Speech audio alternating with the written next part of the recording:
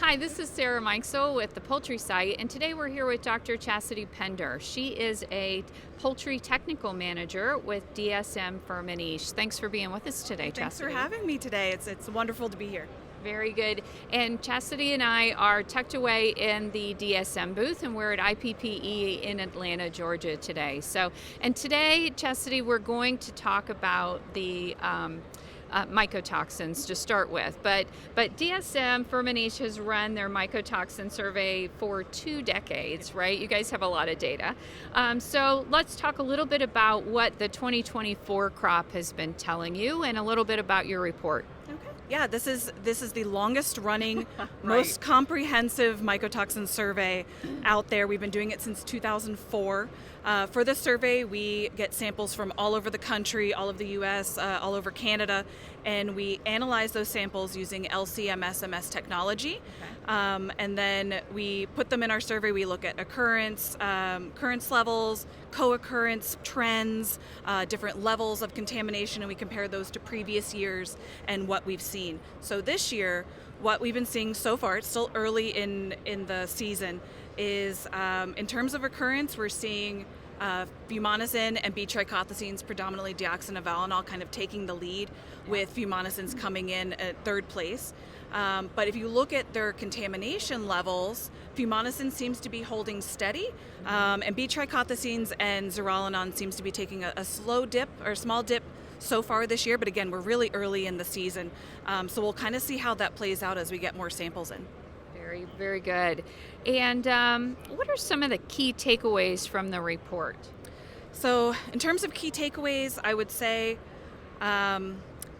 co-occurrence is really the rule of thumb that producers need to know. Every year we see co-occurrence levels, so that's where more than one mycotoxin is present at the same time. More than 75% of the time our samples come in with more than one mycotoxin present. So when you're looking at mitigation strategies, you need to look at a strategy that encompasses a wider scope of mycotoxins. You can't just look at one mycotoxin, you need to look at a broader scope. Right. So it's not just aflatoxin. It Yes, could be exactly. lots of different things that could be hitting your crop, right? Yes. Yep. Very good. And I always ask this question about weather because, my family farms in central Ohio. We had a really dry July and August. How does weather play a role in this? Weather plays a big role, and you're right. This year, Ohio usually is pretty wet, Right. And the Midwest tends to be on the dry side, if not in a drought. And this year, we actually saw a complete reversal where there was a drought in Ohio, and then the Midwest tend to get had much higher levels of rainfall. So weather is a strong player when it comes to which molds are growing and then which mycotoxins they're going to be producing, but it's really a lot more complicated than that. We have found that there's weather, but also when did that weather happen? Was it during the silking stage? Was it during harvest? How long were those plants in the field? Were they harvested early in the season? Were they harvested late in the season? What was the insect pressure? That plays a role. That can make the plants more susceptible to mold growth. Were there any weather events that happened, like a windstorm that came through? So there's a multitude of different factors that play a role. So the easy way to answer it is that it's difficult. Right. There's a lot. There's many factors that can change it up in different parts of the country, right? Yeah. Very good, very good.